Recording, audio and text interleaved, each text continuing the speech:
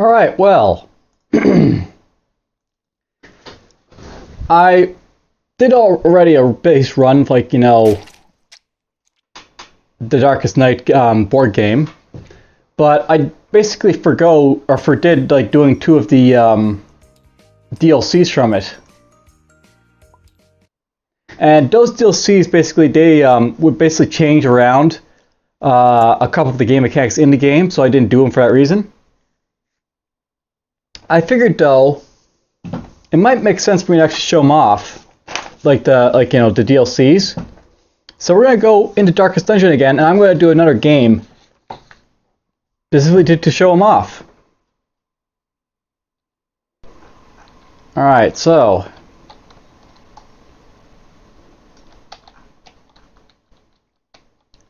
I'm thinking that for this time around, I'm not gonna go through like all the characters and stuff like that, but just to sort of get into it, let's grab the Valkyrie and the Mesmer, because there are a couple from the FTA expansion, or if I go in here,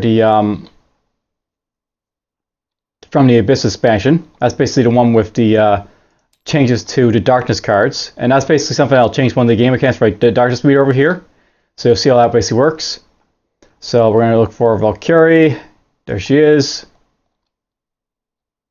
And we're actually going to put that back in, or not, apparently, because I'm stupid.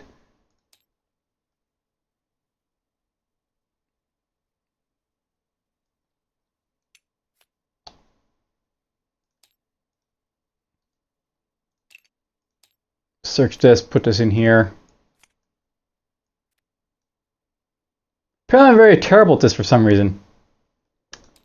Alright, let's just do it this way. I'm going to go Games.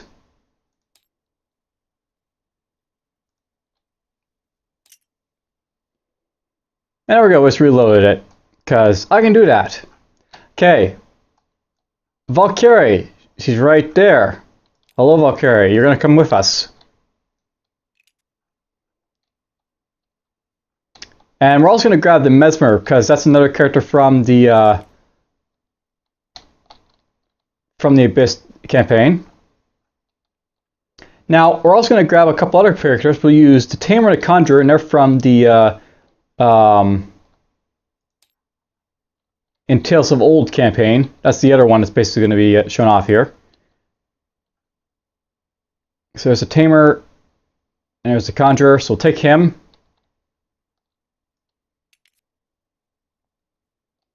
And we'll grab the Conjurer. And we'll just go over here, let's quickly turn this all on. We'll basically have every single DLC on for this one. Because there's some things that you basically didn't really get to see from the quest that I was basically doing the last one. The quests, basically, they're a little more relevant than what you're basically seeing there, because usually you don't have a scout around that'll basically like, stop them from basically happening. But whatever. Let's get these guys set up. So we got ourselves the Valkyrie, and the Tamer, and the Conjurer, and the Mesmer. The Tamer's here. The Tamer is a friend of creatures great and small, and understands their skills in most degree, if you can imagine. Whether in the field or forest, hill or mountain, she is never without allies, for all the wild things of the world are her companions. Forming bonds that appear near telepathic to others, she can set them to tasks that seem miraculous, so deep in her understanding that of what they can do. Pretty good, decent grace and secrecy at the start of the game, and she has access to Perform, Stalk, Tame Sylph, and Tame Boar. Now, you want to have like both Perform and Stalk, so basically it's really a question of do I want to get rid of Tame Sylph or Tame Boar. If I get rid of Tame Sylph, you can basically swap the location of the two blights, or swap the location of two heroes, basically with this one here. You can pounce, which basically adds a dice. If the dice rolls a 6, draws a 6 result. And draw a map card and gain 1 green backed item if it shows more. Blah. Draw a map card and gain 1 green backed item if it shows for any location. And there's Tame Boar here. Activate, draw 4 map cards. Discard 2. Put the others back in any order. I think what we're going to do is get rid of Sylph here because it's a cool card, but I think the Boar will be a little more useful for her. Basically, Boar here lets you like do a lot of stuff. I'll actually note that basically how like the Tamer works. She draws like these like taming cards, which basically lets you use like animals and stuff. And then she can like use like perform and stalk to make them do like stuff. So perform basically lets you do tricks with them, and then pounce lets you basically use pounce effects. Stalk lets you use pounce effects basically.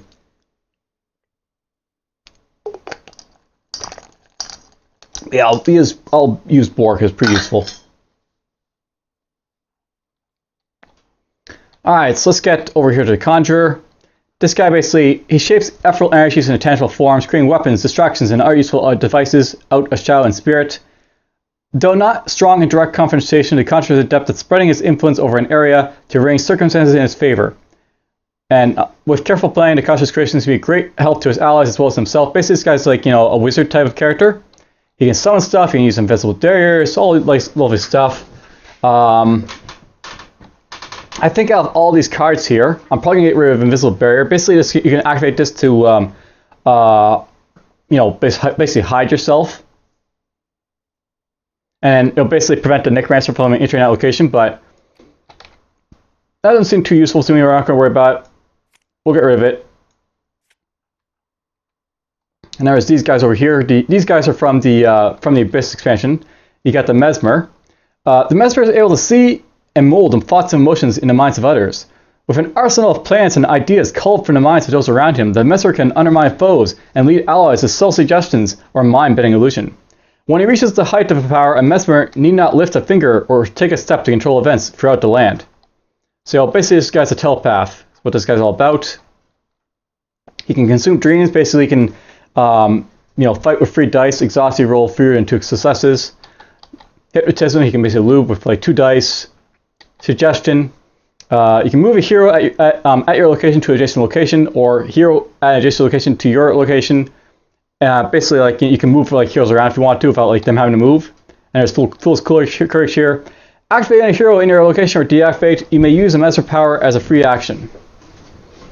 And basically active, you get +1 dice in fights, you lose 1 grace after each failed fight roll. And basically you can use, this is like something that's like, you can activate on other people, so I'll probably want to keep that. Let's just get rid of suggestion here. It's useful, but I think the Fool's Courage is a little bit more useful to me right here. And I got the Valkyrie. While many are overwhelmed by the horrors of death, the Valkyrie dances gracefully upon its edge, and knows strength amidst the woes that would destroy others. Fleet and sure, she darts through the air, as if this world struggles to hold her in. Even when she seems far away, her allies are suffused by her mysterious spirit and find their burdens lightened. And she's gonna be your fire unit here. Basically, she's got like Skewer, which is fight with 2 dice. Visions of Death, activate when you suffer a damage. Basically, you can deactivate this for any like dice roll to add 1 dice to it. You got Sprout Wings, basically activate and lose 1 secrecy, but you can basically deactivate it to move to any location as a free action.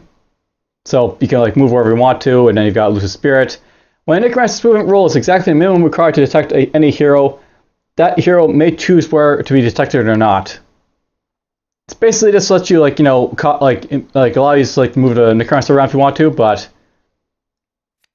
we'll get rid of that. I'm not gonna worry about it, I don't think. Alright, we're set up. Let's hit the setup button here. So start. We shuffle the decks. Necromancer's placed on the board. Alright, so setup phase.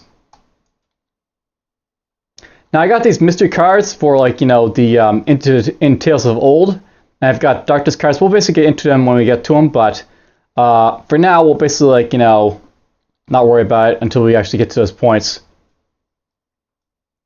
Basically, this is like going to affect my ability to retrieve holy relics now. This like mystery card system, and whenever I gain like 10 clues, I guess we'll basically call it. We usually get ourselves a holy relic, or we can get a holy relic instead of like spending free keys. I'm shuffling up, blah blah. Place the clue tracker at 0 position on a darkness track. So there's the darkness. Where's my clues?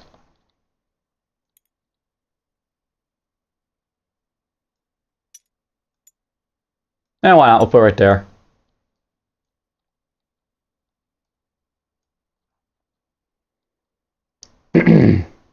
basically like how clues work. You'll basically gain them as like you do stuff.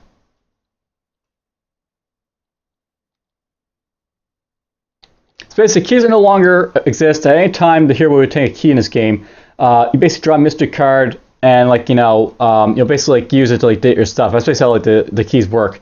All right. There's also darkness. We're not going to worry about it, but basically. And I love forgetting stuff, like the fact there's no like background sound or anything in this game. Let's just go into components here. We're just going to throw the MP3 player down. And I don't really care what we go for. Let's just go ambient garden walk.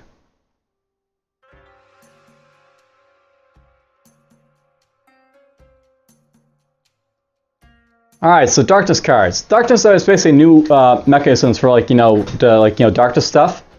And essentially how it works for these, basically for a standard rule set, you'll basically draw a darkness card when you get to like the 10 darkness, like you did with like the necromancers, like ability to do stuff. And these darkness cards will basically affect like what the necromancer can do, to basically like harm your party and stuff. Okay, I'm really wasting time here. Let's just set up the game so you can like get going here, or I can get going here. All right, so basically set up. Blah blah blah. Basically, you place the 4 holy relics, choose the heroes.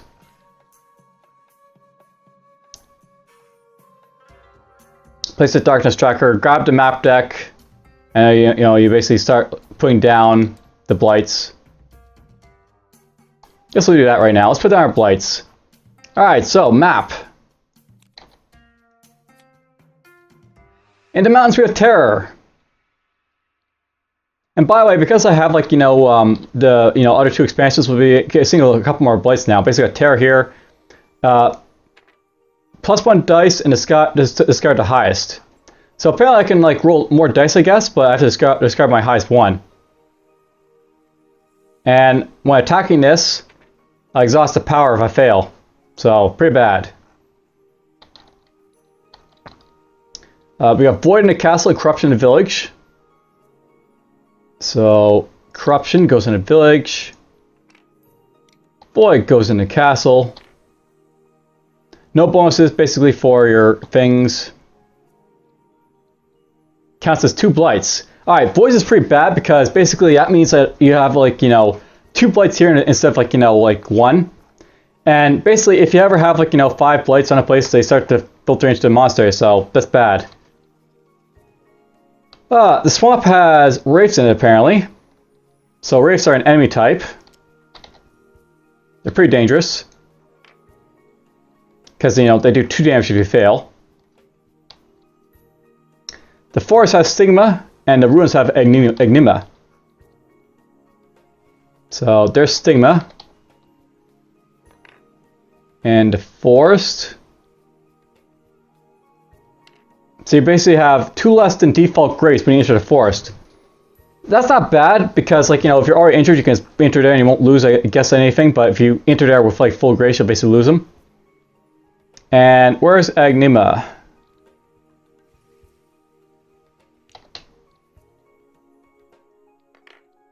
+1 search difficulty. Not too bad, but you still probably want to get rid of it.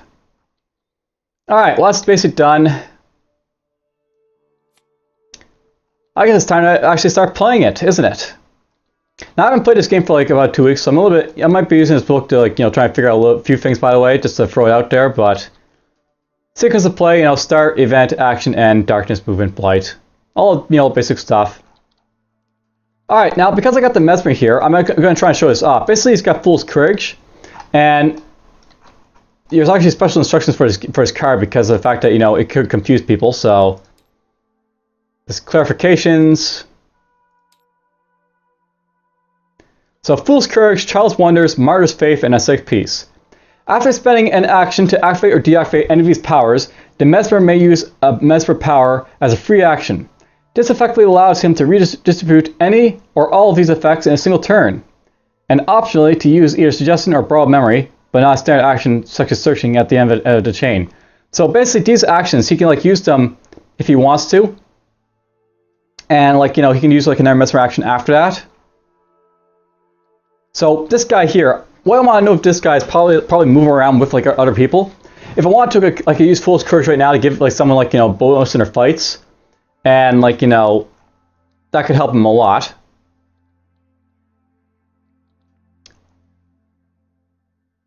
But let's see here. Let's go over.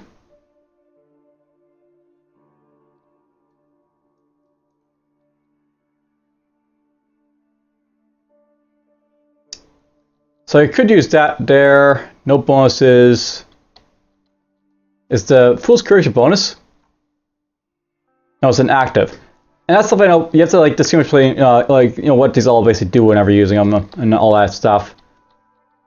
I'm thinking what I'm gonna do perhaps. I might send him and someone else over to the village to try and like you know, wipe out the corruption here. So we might just do that with him. So that'll be our move. He'll move right here. And that's his move. He's basically, you know, come here. There's basically nothing's going to happen in a turn. He's got no bonuses. Doesn't do anything really bad to him. I might send a Valkyrie with him because Valkyrie's a fighter. And Visions would definitely be useful to, like, you know, get her injured and stuff if I want to do something like that.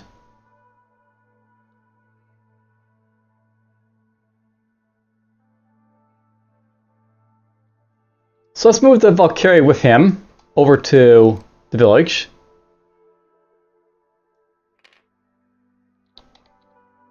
Then we got these two here. We got the Tamer and we got the Conjurer.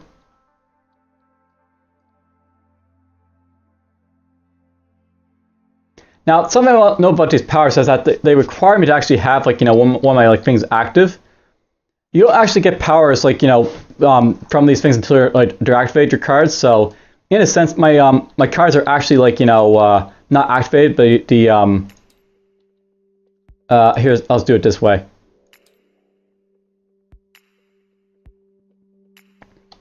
Blah blah. So here's something about like Stigma, by the way. This blade has no immediate effect on a hero's grace when it is played, but reduces their default grace, which will limit the amount of grace they can recover from many sources, such as by praying. There's no value for default grace. When two stimulus plates are in play, many heroes will not be able to gain any you know, grace at all. And Terra here basically causes heroes to basically get extra dice on the rolls but forces them to discard their highest result. Leave the original dice you know, number again.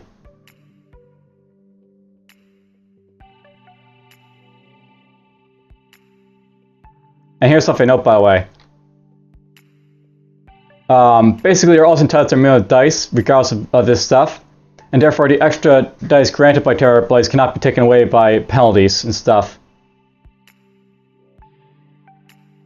So basically, like their minimum roll, they can't lose the Terror, so basically, they're always going to have that.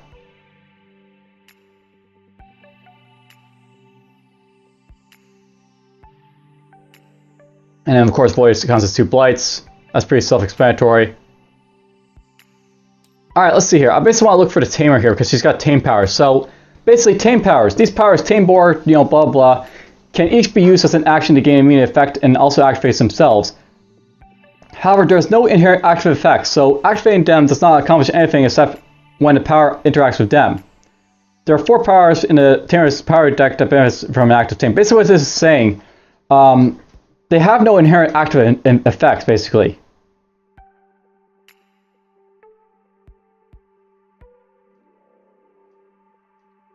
So I would activate this boar here. I could like draw 4 cards and discard 2, put the others back in any order.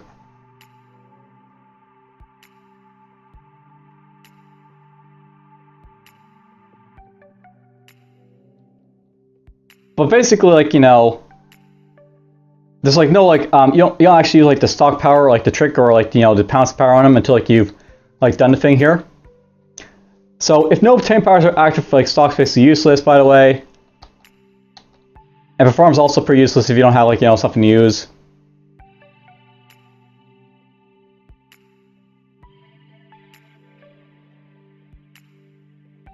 And yeah, Perform's a little bit different than like stock, by the way. So I'll just like note these cards here. So basically, Perform, during your turn, you may choose to use the trick effect from an active Tame power deactivating each used. So basically, at any time, if you want to, you can basically use this tame boar to trick on it, which is pretty useful. All right, I need a way to distinguish if these are active or not. So what I'm going to do with these, I guess, is we're going to use one of these things over here, I guess, to denote that something's going on them. Basically, I'm going to activate the tame boar. So that's basically active. I'll use that as my active thing, and that'll be her turn. This will let her draw 4 cards, basically, which is whatever, I guess. I think that's how it works.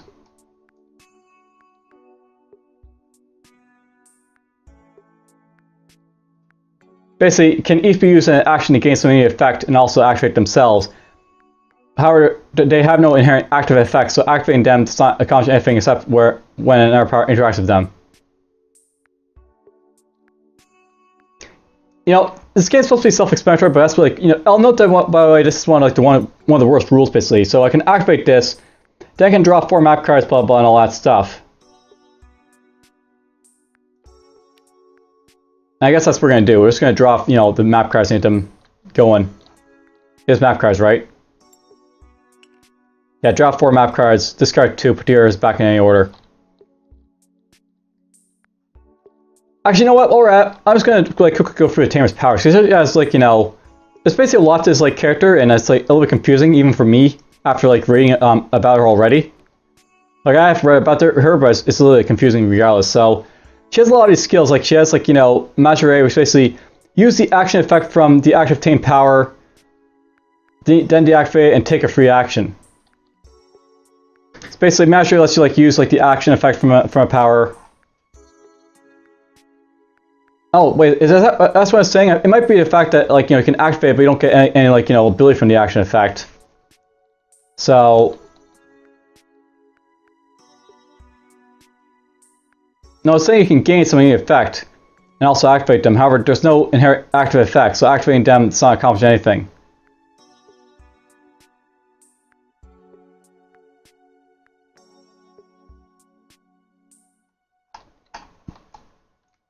So, alright, here's something to note. This is really confusing to me because, I'm not exactly sure exactly what this is going to do, so I guess we're going to be doing a little bit of house rules for this guy here, just because, I'm not entirely sure what the active effect here is. It might be I need to have Majore here to use the action effect. It's basically use the action effect from the active tame power and then deactivate and use a free action. Actually, that wouldn't be right, because if I did that, that'd be deactivating the thing, so I have to be active first for it to work.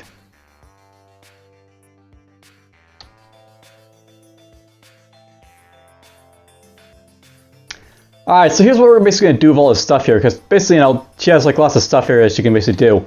I'm going to basically go, and we're going to say that when you activate this, you can activate wherever you want to. And we'll just basically draw the 4 map cards.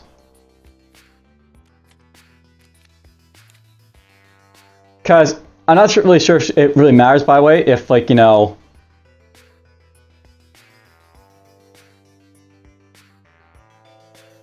activate Tame Power of Tactic here.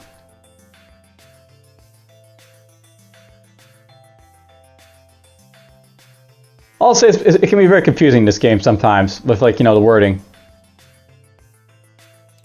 Group, flip, shuffle.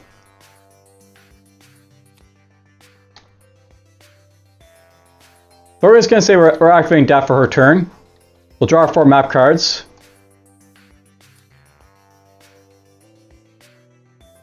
And here's what she basically drew. So here's something I know about these map cards. Basically, you can get rid of really bad map cards, perhaps with bad blights on them that you may not want to have happen. Or you look at the stuff this has lots of keys here, for example. And I may want to have those keys pop up at some point. So let's see here. This is a really good card here. So I probably want to have it happen at some point, right?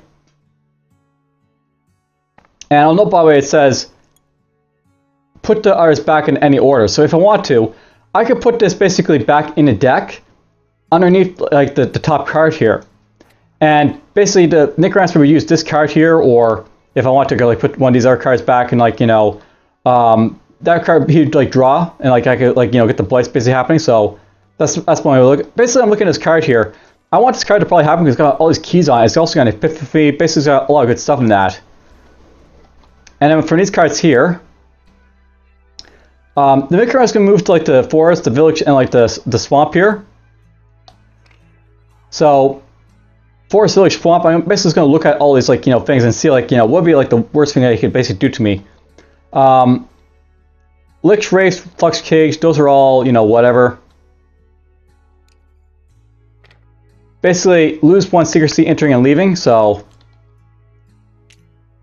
that's what the Flux Cage is all about. It basically kills your secrecy.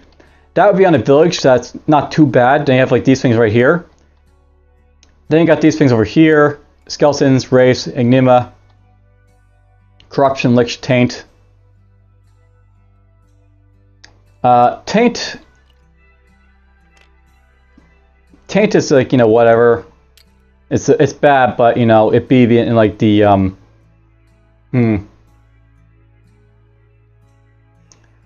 And Enigma, what does Enigma do? I forgot what it does. Oh, that's not too bad. Let's just go over here. We're just gonna do this. So basically, because like I have the option here, I'm gonna like treat this card as basically like the next card that Necromancer is gonna draw, because I'm not gonna use these map cards this turn. And we'll put this card right underneath it, so it goes right there. Necromancer will draw like this top card, and he'll like drop it, whatever like the taints are basically on it. And the next time I can possibly get like that search result if like I like search the next time, which could be something I might do. Basically, if I'll have to make one of my characters search is fine. It's just a question, where do I want him to search? I could actually move everyone over here to the village. And I like, guys that could search if they want to. I might want to do that. Well, I can move the Conjurer over here. I can't really move the Tamer at this point, but whatever. Let's see here. You've got, some stuff here. After any hero in your location makes a fight roll, you may add 1 dice to that roll. And that's basically, that helps your fellow guys out. Mirror image. Make any hero in your location make an illusion roll. You may add 1 dice to that roll. So basically, this guy's a helper.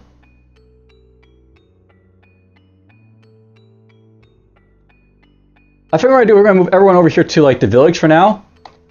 And that'll be their turn for now. Now, no, by the way, because I'm like in the village here, like it's like no, like something's gonna happen to the taints that are happening there. So basically, it's Necromancer's turn. And I really wish that the Necromancer would basically have like his own card, but so I could go through it. But whatever. All right, let's just go. Just do this. Let's go back in here.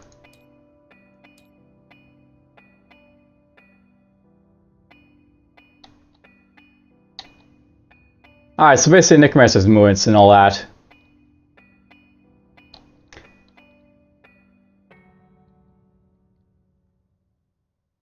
So, Necromancer's turn. Basically, we increased the darkness by 1. So we're still doing that, by the way, just increasing darkness, so that'll happen.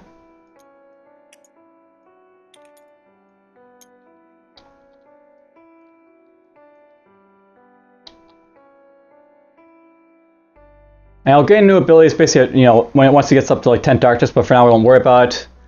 There's no desecrations in the board, so it's going to get an extra 1. We're going to roll the dice for the Necromancer and see if he detects anyone. And by the way, because these guys all moved, I should make sure they're up to their default secrecy, which is basically 5, right? So whenever heroes move, basically, like they'll like gain a secrecy up to 5. Does anyone have less than 5? No, no, no, no. So everyone's already up to their maximum secrecy, that's fine.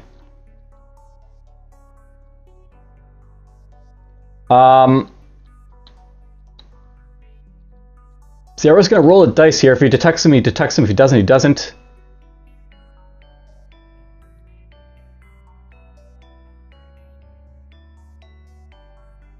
And I'll create a blight at that place. So let's just, like, get this going. So here's his dice. He rolls a 4. 4s aren't enough to detect these guys, so he's just going to stay here in the ruins because like that's where like stuff's happening for him. I forgot about the ruins, so he's basically going to use this draw one of the ruins now. So he's going to make a terror. Terror basically makes it so. All right, so basically, if we're basically going to roll stuff here, we have to basically discard the highest dice, which sucks, but whatever. I think that's probably the Necromancer's turn at this point, so. He creates a blight, and we're done. Oh, of course, there it is right there. So, lose 1 secrecy, it's a star in the same, when starting your turn at the same location as the Necromancer. Blah, blah, blah, blah, blah, blah, blah. We're already done. Alright, let's just flip these guys back over to their things. Alright, well, continuing on, let's just see how it goes. So, at this point, 3 of these guys are over here in the village. And I'm probably going to have it so like the, they get rid of this corruption and they do whatever they want there. Get some searching going. The Conjurer's basically got bonus effect, but this basically prevents bonuses, so he can't actually use his bonuses, so he's a little bit useless at the moment, this guy. So he's gonna take his. He's probably gonna do a search action with his turn, I think, to conjure. That means like one of these guys are gonna fight. Now I'll note that the Valkyrie here, she's got like visions of death, so she takes damage whenever she like gets injured. And we got like the Mesmer here, who's basically got like Fool's Courage, so you can gain an extra dice in her rolls and like use 1 grace after each failed fight roll.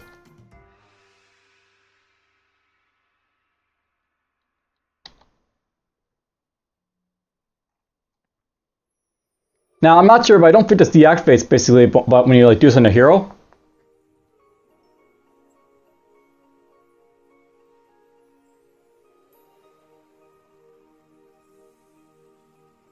So we're probably going to use Fool's Courage on the Valkyrie with him, and that'll be his action for this guy here.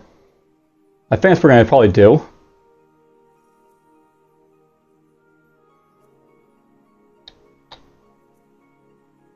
So, we're going to draw an event for this guy, the Mesmer. He draws Dark Scrimes, but he's going to spend a Grace or lose 2 Secrecy, this guy. I think we have 4 to lose the Grace, so let's just drop him down to 3. And that'll be it for this event. He's going to use Fool's Courage on the Valkyrie, which will basically give her an extra dice in fight rolls. And he can use another Mesmer power because he's got it. Now I could make him fight if I want to, and that's something I'm not actually tempted to do because like he could possibly win. So let's get 3 dice out for him. We're going to attack the Blight, which is basically going to kill Secrecy to 5.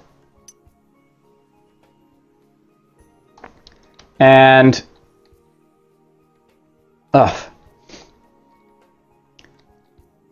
see, I basically has to fight to destroy the Blight or Necromancer trying to destroy it. You lose 1 Secrecy while doing so. He has to roll 5 basically because that's the power of the Blight here is to roll 5 to destroy it. Now here's something else. This power basically how it works. He has to roll 3 dice, but if he fails, like if he gets like 2 like fails on this, he has to like exhaust his power. So it's kind of an interesting power. It's basically this will like help to guarantee that he gets like the win, but he won't be able to like keep using his power over and over again. But he got 2 successes, so basically he doesn't exhaust this, and the Blight goes away, which is nice. So he got rid of that corruption force, which is really, really awesome for him. That's gone. And that's his turn basically done. So good job, Mesmer. You basically did an awesome job for your first turn. Alright, now here's something I note by the way. This guy here, he can basically like, give bonuses if like, you're exhausting, if like you're losing your fighting things, which is interesting. I have to keep this in mind because I can exhaust this on any fight roll that like a hero basically has, or a illusion roll for everything they can do. And by the way, this guy can exhaust any time to like move heroes here, basically to like this location. So something else, by the way, I might move the Tamer over here so she can do stuff if she wants to, for example. I'm not sure, but I think it's a free action actually. So exhaust during your turn to move any hero to your location. That hero gains 160 up to 7. That could be really useful, by the way, because I can like basically like use him to move like the tamer like over there, and like she'll be able to get her action for free. Because this guy can do stuff as well. Because it's not bonus. It's not like an action. It's like, you know, it's a bonus.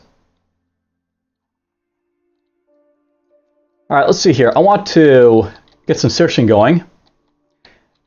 You've got. All right, none of these guys are really good at searching, by the way, just to throw it out there. So I gotta watch out for that. I forget if like the card had anything for searching on it, so that might be a bit of an issue, but whatever. I might activate the sprout wings on this person here, just so she can move away from stuff if she needs to.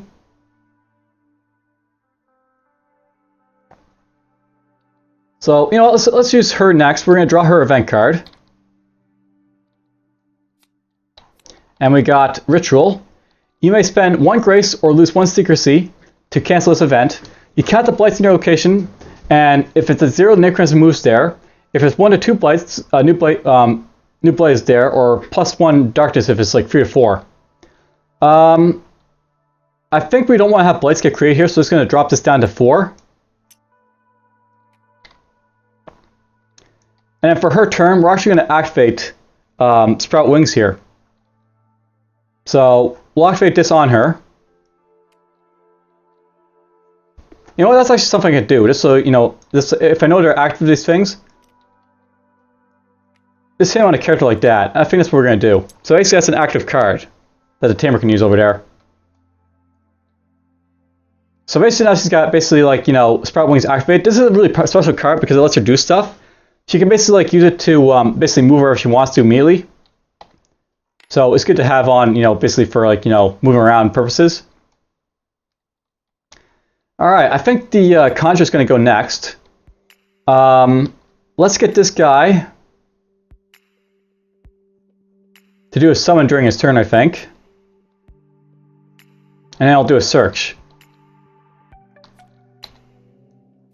Alright, so he's got to fight a Haunt here. Now here's something to note, by the way. Basically this guy's like, you know, got like, you know, these things that can be used on any hero. That includes himself.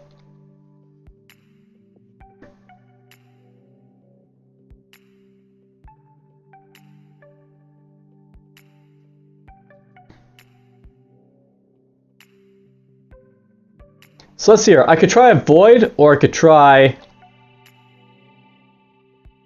to fight these guys.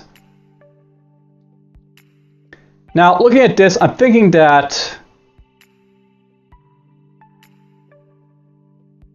Mirror Image might be more useful for like the Haunt here, because if I basically fail to like, you know, elude the Wisp, this won't get. It won't really get, you know, matter too much if like it gets like a 5, because I'll basically beat it. If I get like, you know, less, it's, you know, not bad. So it's going to try and avoid, I think, this thing here probably a moment, but we only have to roll 1 dice now, so we're going to roll evasion dice from this guy, and I got 3. Now I can basically activate like, you know, Mirror Image here to try and roll 1 more dice. If I get a 6 on this dice, this will get exhausted. If I get 5, I'll beat the Haunt. If I get 4, I still beat the Haunt. If I get 3 or less, it basically doesn't exhaust the card at all. It just loses it. In comparison to Elemental here, basically if I did like the fight here roll with this guy, if I got like the dice that didn't like, you know, have it, I basically would have like, you know, 3 shots. Basically half my dice rolled for like the Elemental would basically cause this to get exhausted, whereas only one result from this will basically cause my thing to get resolved. So boom, and we got rid of it. So nothing to worry about for a Haunt. It's his turn, so we're just going to activate Summon to bring the Tamer over. So now everyone's over here hanging out in the village. And we're going to make this guy do a search roll, because that's something I can do. So search rolls, basically, you roll against a search difficulty, draw 1 map card per success and choose 1. So basically it's just going to roll 1 dice. Now, the village is actually really easy to search, and it's got like a search difficulty of 3. So he rolls a 5, he gets a, you know, search difficulty, you know, a map card basically. And it's like the map card basically had all the keys on it, so he's gonna get himself a key. Now, because basically we got the mystery deck going here, we draw a mystery card.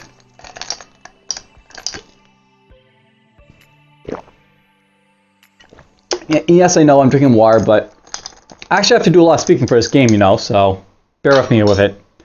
Alright, so we're going to draw a mystery card for this guy. Now, how mystery cards work is that you basically draw them, and then like you follow what the directions basically say for it. So, Secrets of the Past. Great treasures still alive, buried here, remnants of a time long forgotten. So, basically when I draw this card, I'm going to get one, like, you know, one tick of like the clue here, because that's basically how the mystery cards work. So if I go here, go to Tales of Old. When the hero attempts the clue thing, adjust the clue tracker upwards along the darkest track to indicate a new number of like, you know, of like stuff here. So basically it's got a clue of 1, so it goes up by 1, the clue tracker.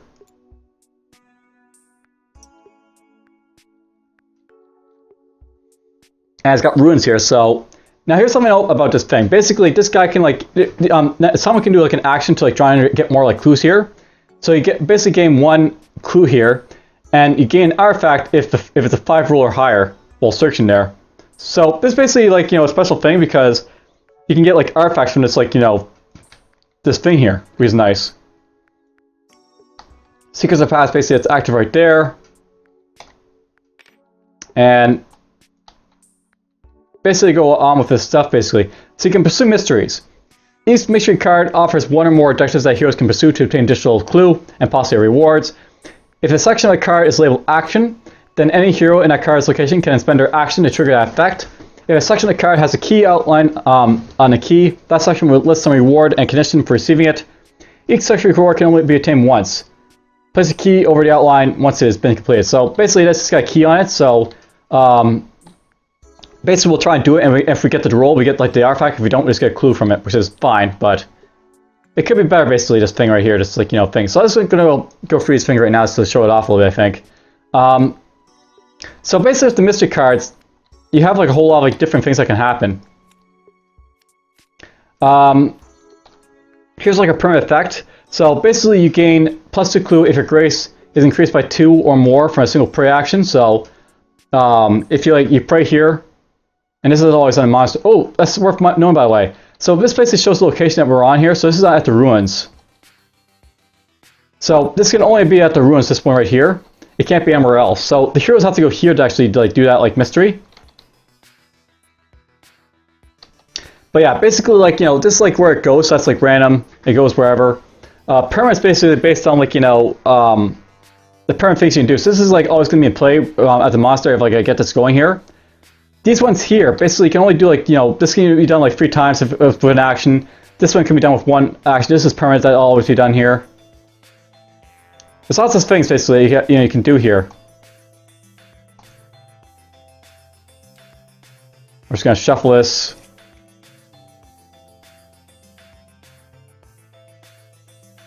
So this turn's done. We're just going to exhaust this because we exhausted already. Now, she's basically here. Now, something else about her is that she's got, like, you know, stalk here, which basically lets her,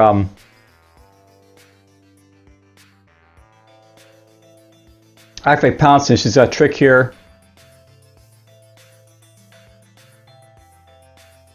I might want to use perform, by the way, just so I can, like, use like, her, like, you know, trick here, which basically gives her a +1 roll. That'll let her, like, do a double search, basically, with it, so I might want to do that with the perform here.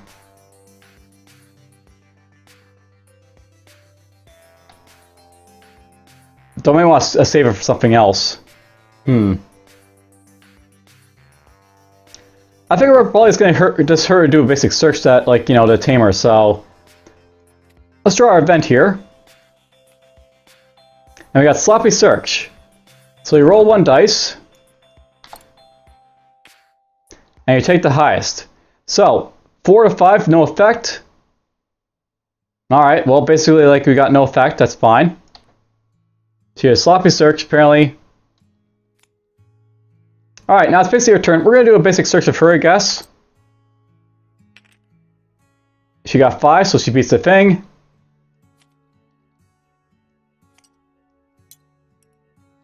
Just going to throw these dice away because, you know, keep it clean. Alright, so she's in the village. She's going to get a treasure chest. For those who can recall, treasure chests basically let you, like, you know, grant you a power if you get them.